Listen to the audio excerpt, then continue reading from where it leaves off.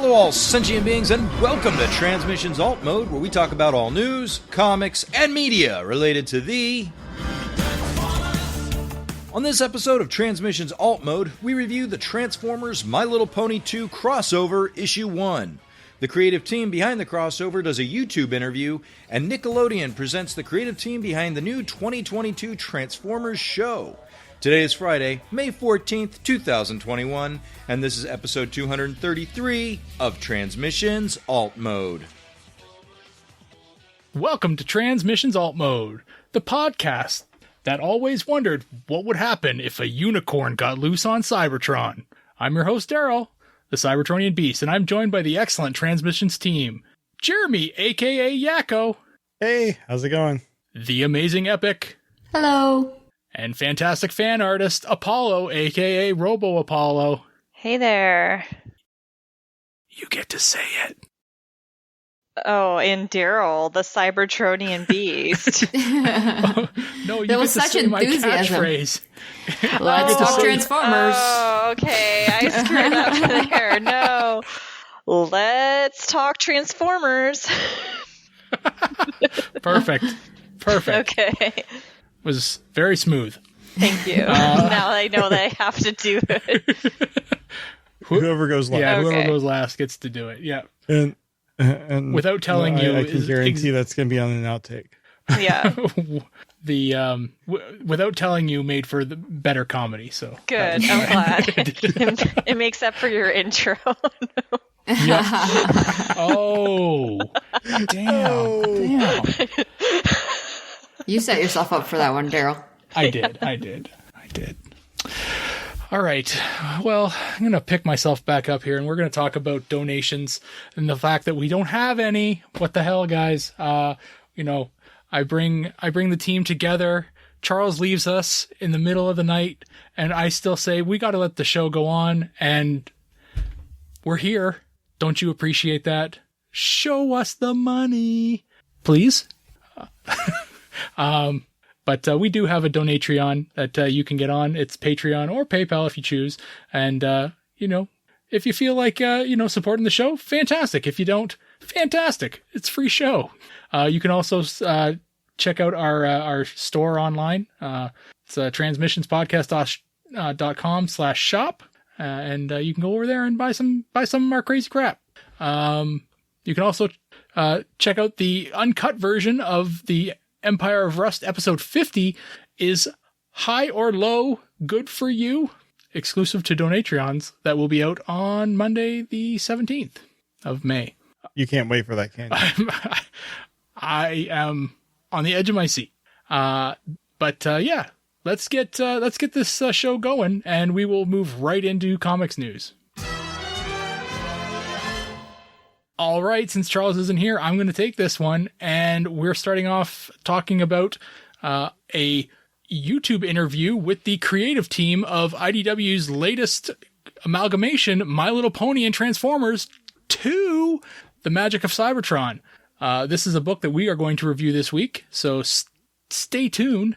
And if you wanted to hear what the creatives had to say about it, you can check out this link. It includes James Asmus, Sam Maggs, along with the artists Casey Kohler and Jack Lawrence.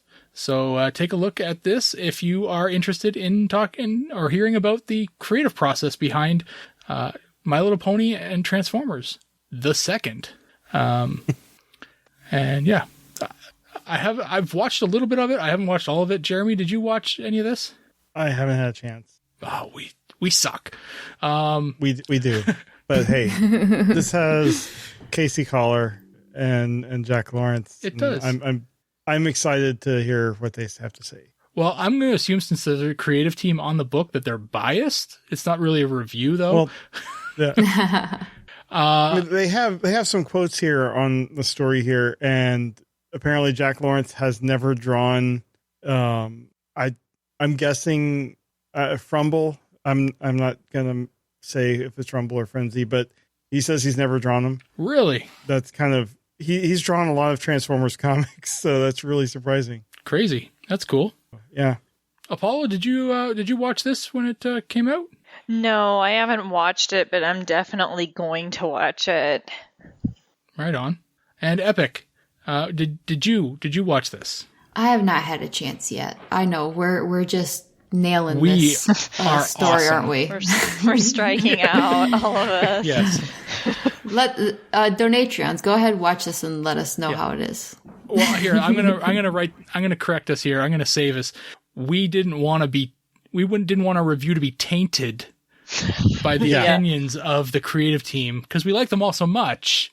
We wanted to be able to review the book unbiasedly before we sat down to listen to an interview with the creative team. That is exactly what it is. That's what we did. See? Yep. We're good. No ball dropped. Okay. Nope. Moving on.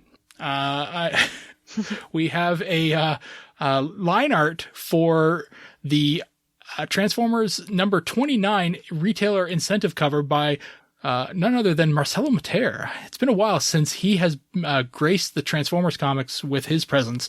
So this is pretty cool. This is the complete process of doing the cover for this book.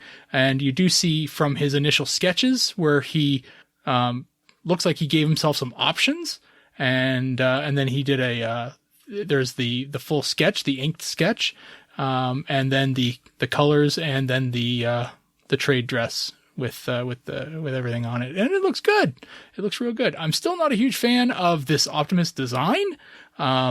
It's about time that he kind of got himself an upgrade of some kind. I mean, this was the Siege design. It's like, let's go. The Matrix should have done something. We got to get rid of this body on you, Prime. I mean.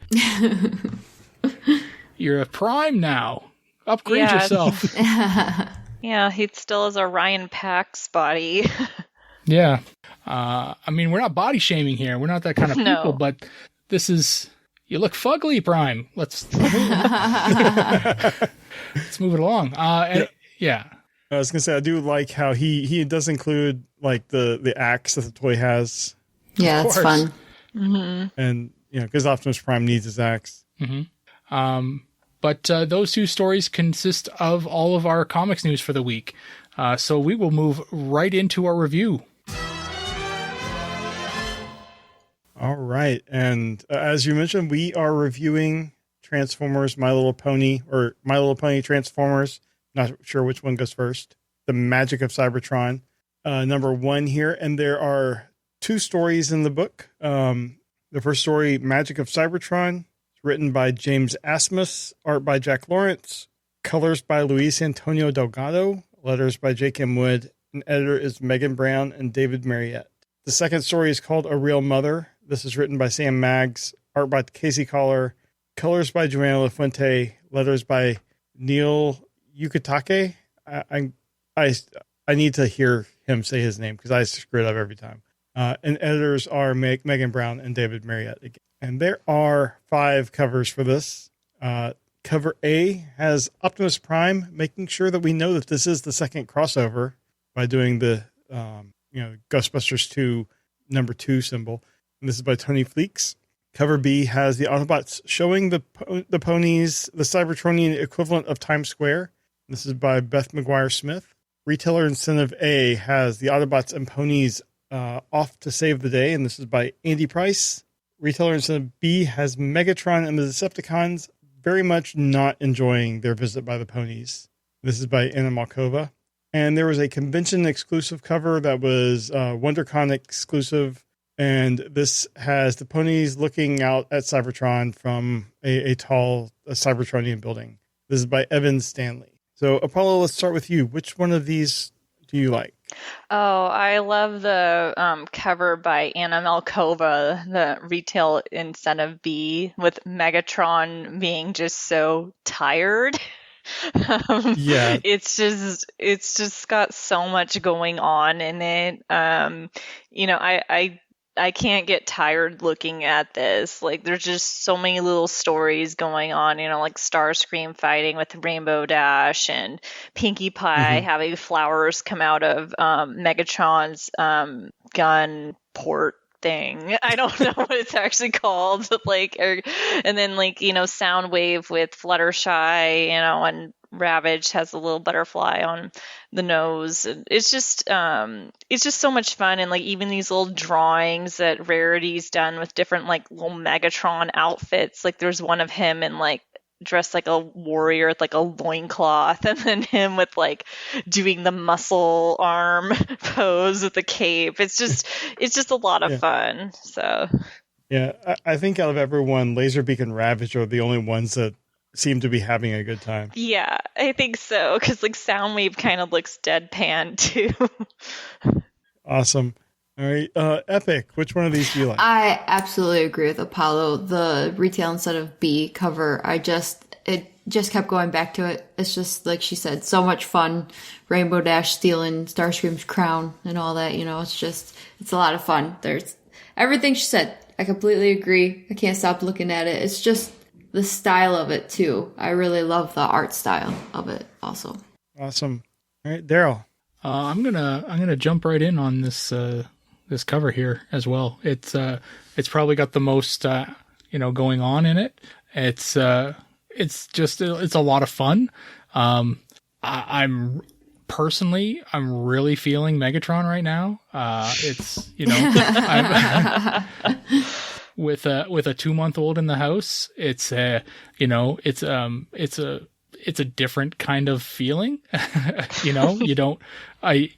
It's a spit up on you as you try to eat kind of feeling. And this is the look I just kind of sit there with. I'm like, yeah, I know that I'm covered in puke. This is my life now.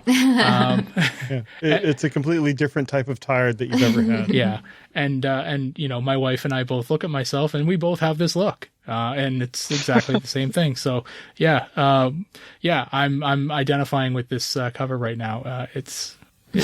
We feel it. Awesome. Well, I think I will make it a clean sweep. This could be like the third story in the book, just all in this one image. There's so much going on. All right. Well, let's get into the story. The first one is The Magic of Cybertron. And as I said, these are both 10-page stories. This one is essentially continuing the story from the first crossover. Megatron and Shockwave are still working on bringing Equestria's magic back to Cybertron.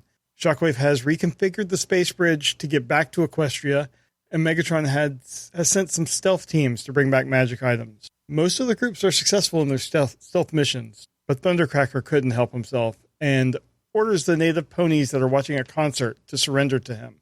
They do nothing of the sort, though, and they chase the Seekers back through their portal, and they follow them onto Cybertron.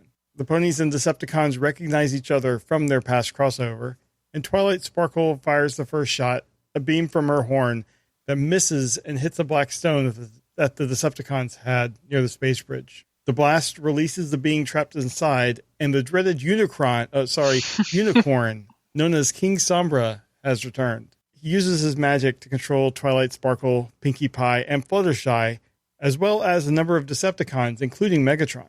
When Optimus Prime and the other Autobots arrive, the remaining ponies tell him and Shockwave that they need to work together in order to defeat Sombra. So before we get into the next story, I want to talk about this one. I thought this was fun. It was really short. There were some bits I just left out of the description, but I love just kind of the fun and how they tied it in with the other I was wondering how they were going to flip the script and get the ponies on the Cybertron. I thought this was a very organic, and it was a way that made sense. I'm not familiar with the King Sombra character at all, but I do like how he was telling the ponies, "You defeated me last time by using your friendship. So my first thing is I'm going to take that away from you and mind control, some of you."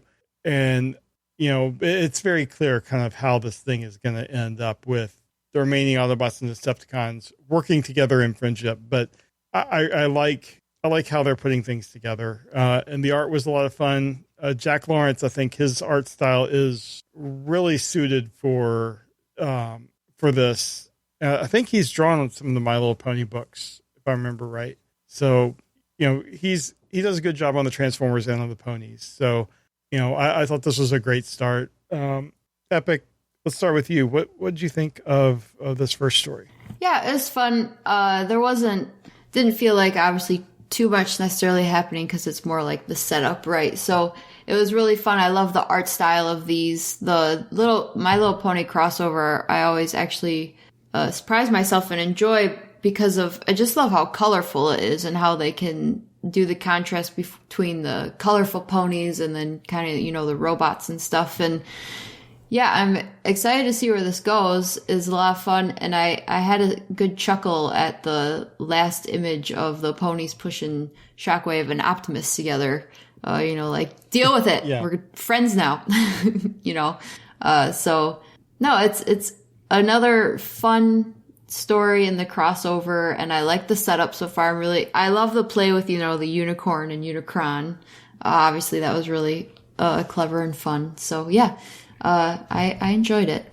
I look forward to seeing where it goes. Well, yeah. And that last image is like a parent going to like two siblings or two kids that are arguing and basically forcing them is like, you guys are going to make up right now. Yeah, exactly. Awesome. Apollo, what were your thoughts on this? I really enjoyed this, these crossover miniseries IDW's been making for Transformers have been really good. Reading this reminded me of kind of like the G1 shenanigans, it sucks you in, or at least me, right away. And I think it's just really fun. The story's really interesting, and agreeing with everyone. That last panel is just really hilarious. It's like, you're going to be friends, shove you together, and it's awkward, and just Starscream face palming it's just hilarious. So I'm really looking forward to seeing issue 2. Awesome. And Daryl? Yeah, it's another fun romp with this group of characters. As like what you said, I have no idea who this what is his name? The Sombra is, yeah. So I'm just gonna default to the fact that I assume they're doing everything in character. I agree that all the ponies and everything, the color choices really, especially with the ponies coming to Cybertron. Cybertron is very, very dreary. So their color palette really, brightens the book. I like the art style. Jack is really good at drawing animation. This would have made a great, kind of cartoon. I could have totally seen this as a like a little crossover episode of the cartoon as a kid. This would have been really fun. Yeah, and I can remember a few episodes where the Autobots and the Decepticons had to kind of put the differences aside to fight a greater evil. And, it wasn't just the 86 movie. There were a couple episodes like that too. So, so this is something like that. It's going to be kind of fun to see how that goes. All right. Well, let's get into the second story here. This is called A Real Mother. Starts with Scootaloo is missing, and Aunt Holiday and Auntie Lofty are on Cybertron looking for their niece. RC and Greenlight see the lost ponies and offer to help, but they have to hurry because things are getting strange on the planet. Before they can get going, Killmaster shows up, threatening to destroy them. He's under the control of Sombra and is trying to take over the planet. RC and Greenlight are unable to blast him because he uses a magical wand to deflect their blasts right back at them. But the two ponies jump in and help. They tie up Killmaster with yarn that they had, and he quickly gets out. But Greenlight and RC have raced around, and they use some of the yarn to fling Killmaster out of the area. And just in the nick of time, too, because Scootaloo arrives with her new friends, Gage, Hot Rod, and a handful of other Autobots. With the trouble out of the way, Aunt Holiday and Auntie Lofty and RC and Greenlight have a picnic while Scootaloo and the Autobots all race around. So I thought this was I guess with the other series, we had some of these other kind of related stories where the main thing is happening, and we got to kind of see some of the other characters exploring the world. And I thought this was a quick, fun little thing. I didn't really have much attachment to the story, all told, but I do love anytime I get to see Casey Collar draw more than a cover. And that was my big draw to this story, just because I love almost everything Casey draws. So, and not being familiar with any of the pony characters here, I basically was just in this story for the art. Apollo, let's start with you. What was your thought on this story? I thought this was a good story. It was just really funny. You see, like how it starts off, and then all of a sudden Killmaster shows up, this really scary Decepticon. And I'm looking at, I believe this is page 23 of the issue with where they're looking up at him, and it's just you can see the monstrosity of his size and everything. It's just Casey's art's just, I love his art. It's really good. And his newer art has a lot of movement and stuff. And it was just fun. I liked the first story a little more than this one, but I found this to be enjoyable as well. Cool. Yeah. And I think Killmaster, just the name itself, and then just the character, it was like completely out of place in all the best ways to this whole story, I think. Epic, what were your thoughts on this? I actually did not care for this story. I like all the artwork and everything is great and the style of it, but I found myself just not really compelled by it. And who knows if it was just because the previous story seemed more intriguing and stuff, but overall, I mean, it's obviously a cute little story, and I understand the purpose of like giving a view into what was going on maybe on like the other side, but yeah, I kept waiting for it to grab me more, and it just didn't. But like I said, the artwork, as always, is really good, and enjoyed that aspect of it, but the story didn't really do it for me. Yeah. Well, and Daryl, what were your thoughts? Well, you're saying that these two ponies, these ants, were vacationing on Cybertron? Well, no, I think they were, what was the niece's name? Scootaloo had gone through the portal, so they went after. I see. Okay. I found reading this book, or this story in the book, I found myself kind of focusing on Killmaster. I'm like, who the hell is this guy? And what's his deal? So I've looked him up on the wiki, and like he's only from the IDW continuity, the original IDW continuity. And he's made a couple appearances there. This guy, he's a big, hulking beast of a character. And he seems like he's only made a couple appearances, but it just seems like a weird character to pick. Like, he's a humongous character, but he uses a magic wand. Like, it just seems odd to me that this is the character that they chose to use. I mean, it's a great name. I'll give him that. Like, it's probably the best name. I didn't remember him from the previous thing. I thought he was like just some movie design that they threw the crazy name Killmaster on. Never in the movies. He's from issue 5 of More Than Meets the Eye and Spotlight Trail Cutter. That's it.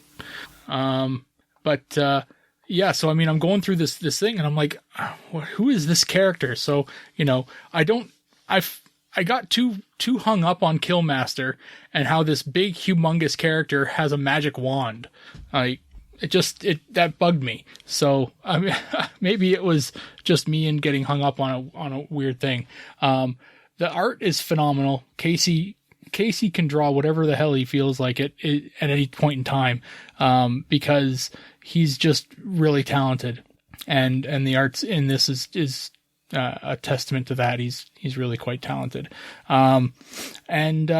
Yeah, so I assume that this story isn't being continued, or no, this one is being continued. Okay. That's weird. Cause it looks like it has a happy ending and everyone's just satisfied at the end. So, so I don't know. It is a weird story. Just Killmaster just shows up. You'd see this guy coming, right? Unless his magic is to just Oh, it looks like it is. I'm looking at it now. The art does depict him just kind of appearing out of a cloud. So maybe that's his magic. I don't know. This story just kind of has a little bit, a little too fantastical. It has me questioning the realities of a comic book, And I think what you started to touch on at the beginning might have also been part of my problem of like, how are these two ponies just acting like they're almost touring like, how they're just kind of walking around like la-di-da, like they have no idea. But if they came through the portal, then that's like right where all the action is, unless there was some other way they got on Cybertron. But right. Yeah. Mm-hmm. It took me a second to like connect with like, is this supposed to be is at the same time? Is this actually like a different time? Like what? Well, that was what I was questioning is like, is this a completely different time? But then, it does say that's the Sombra controlled baddies. So, yeah. Okay. Yeah. So then that does place it at the same time. But then you're right. Like, who are these two ponies and why are they not in the middle of the other action? Because they're just kind of chilling out. Right. Yeah. Yep. I don't know. It's a little bit more exposition would have helped. 10 pages is not a lot to go on. So, yeah. All right. Well, that is it for our review. Next week, maybe we'll have Transformers Escape number 3. Maybe we'll have something else. We'll see if IDW pushes back Escape again. So who knows? But with that, that's our comic review. So we will move on to media news. Under TV and streaming news, Nickelodeon has unveiled the creative talent for the 2022 Transformers show. So, according to this website, it says Nick Alive is reporting the creative talent for Nickelodeon's upcoming Transformers animated series. Award-winning artist Jordan Rosado, who previously worked on shows such as Loud House and DC Superhero Girls, has joined the new show as a storyboard director. So, Nick has also confirmed our report on Icon Creative Studios, who will serve as the animation company for the new show. You can check out the full press release, which contains other talents after the jump.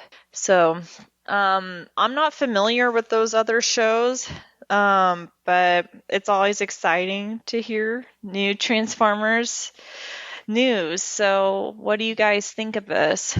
I think, Superhero Girls was a pretty well received and I think critically, acclaimed series. Like I've heard nothing but good things about it, and the little bit I've seen has been really good. My kid seems to watch Loud House clips on YouTube Kids all the time. My daughter loved Loud House. Loud House. She watched it every single morning. So I think Jordan Rosado probably is a good hire. I don't know. I want to know about the plot of the show. Like, what is the show going to be about? Mm-hmm. We don't know that yet. I mean, we can guess. Well, yeah, I'm sure we can. Nicole Dubois, or I'm not sure how to pronounce her name. She's worked on Rescue Bots, so you do have some connectivity to previous Transformers stuff, so that's good. And yeah, I mean, I think I have more faith in Nickelodeon than a Cartoon Network series, which is what we've been having. So hopefully it'll be on a decent time slot. Mm-hmm. Yeah.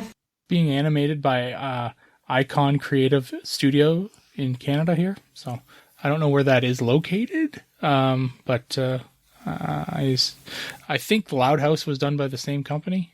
Yeah.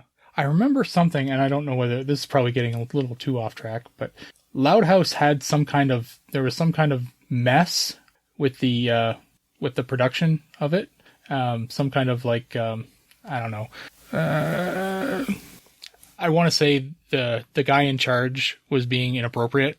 And a whole bunch of people that worked underneath this person left.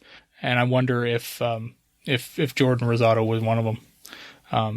If she is, I'm very happy that she's landed this gig, because this looks like a really good opportunity for her. Am I reading this right? Is it saying that this new show is going to be action comedy with a new species of Transformers who must find their place and purpose among Autobots, Decepticons, and the human family that adopts them? Is that for this? That looks like that's for this new. Mm-hmm. Oh, yeah. Okay. That is this. Yep. All 26 right. half-hour episodes. Interesting. New species, huh? And it's not bots. Yeah. Man, They're getting their own series on Netflix. I did hear about that. That's super exciting. Icon Creative has done a lot of, or they're working on a lot of interesting stuff. They're doing the Disney Monsters at Work series, Supernatural Academy, which looks interesting, and just from this screenshot. They've done Alina of Avalor on Disney. I think it's Disney Junior. Okay. Good CG stuff, but also some traditional animated stuff. Mm-hmm. Cool. So, well, it's a nice pedigree of creative that we're getting in the show. So I'm happy about that. Right on. Well, that's it for media news. Then I guess we will go on to nothing. We have nothing left. So that's the end of the show. Before we end, we are going to say thank you and touch on the Masterpiece Donatreon shoutouts that we have for with John 4X Levengood and Dynaball Maximize. We love what you guys are helping us with, and we wanted to say thanks, and that's what we do at the end of each show. So thanks, guys, for supporting us, and if anyone else wants to join John and Dinobot, please do. They get shoutouts at the end of each show, and so could you. And if you want to, I think I touched on it at the start, but if you wanted to get any of our merch, because we got all this kind of stuff that you could buy, you can go to transmissionspodcast.com/shop, and we sell all kinds of crazy stuff there. We got some new shirt designs and some masks. Everyone needs a mask right now. It's going to be a thing for a foreseeable future. So go get some masks. But that's it. Thank you all for coming. Apollo, why don't you tell everyone where they can find you on the interwebs? All right. You can find me on Twitter and Instagram at RoboApollo. That's where I post my art and also just Transformers chat. So please come and say hi. Right on. And you are very good at responding to people. I think you respond to every single message that gets sent to you. I try to, and so, because, it's not hard to respond to people, at least for now. Like, if my follower count goes up, it might be, but I try to at least like people's comments. And Right on. And Epic, if someone were to want to check you out online, where could they do that? They can head on over to epicsuicide.com. That's EPYK suicide.com. And there they will find all my links. Right on. And you also are very good at getting back to people if they message you. So message away to both of our amazing guests this week. thank you. Thank you. And that's it. Thanks all for listening. Hopefully next week we'll have Charles back for some semblance of normalcy. But that's it. Thanks for listening. We'll talk to you later. Bye-bye. bye. Bye. See ya. Hey everyone, thanks for listening to this episode of Transmissions. But just because this episode is over doesn't mean the Transformers fun has to stop.